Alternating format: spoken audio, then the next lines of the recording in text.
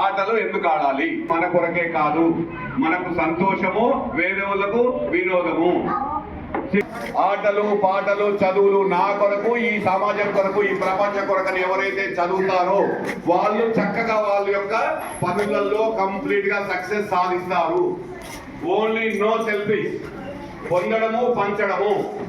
ఇది పిల్లలందరికీ చక్కగా అర్థం చేసుకోవాల్సిన విషయం.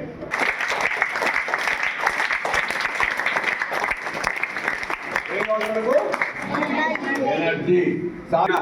రెస్ట్ ఇస్తే మనకి ఏమొస్తుంది? ఎనర్జీ వస్తుంది. తర్వాత ఇప్పుడు రెస్ట్ దేనికి కావాలి? మన శరీరానికే కావాలి కదా. ఫస్ట్ మన బాడీ గురించి తెలుసుకోవాలి. తెలుసుకుందామా?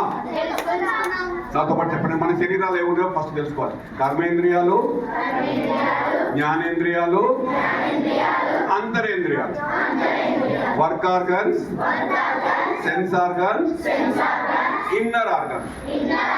వర్క్ ఆర్గన్స్ అంటే చేతులు, కాళ్ళు, తల, ముండె.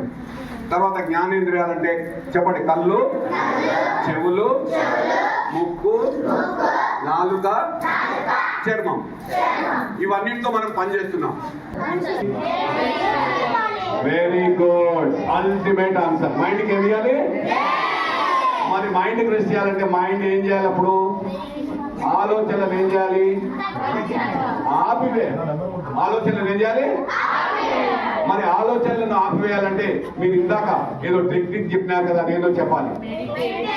ఏంటి మెడిటేషన్ అంటే? ధ్యానం, తెలుగు, ఇంగ్లీష్. ఇంకా దాని సీక్రెట్ చెప్పాలి. మెడిటేషన్ అంటే మనం ఏం చేయాలి? కళ్ళు పోసుకుంటాం. ఇంకా వెరీ గుడ్. ఇంకా ఇంకా తర్వాత లోపల ఏం చేస్తాం? బయట అవన్నీ చేస్తాం. లోపల వెరీ గుడ్. చూసిన అంతా మీకు తెలుసు. ఎనర్జీ కావాలంటే రెస్ట్ చేయాలి. రెస్ట్ చేయాలంటే శ్వాస మీద ధ్యాస పెట్టాలి. శ్వాస మీద ధ్యాస పెడితే ఆలోచనలు ఆగిపోతాయి. ఆలోచనలు ఆగిపోతే విశ్వశక్తి మన లోపలికి వస్తుంది కదా. మరి ఇప్పుడు ఇంతవరకు తెలుసుకున్నాం కదా, దాన్ని ఇప్పుడు మనం ప్రాక్టికల్ గా చేద్దామా వద్దా? నైస్.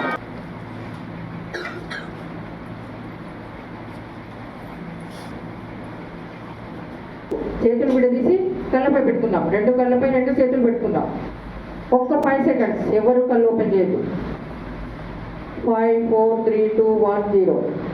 హాయిగా కళ్ళు తెరుస్తూ మీ చేతులు మీరు చూసుకోండి.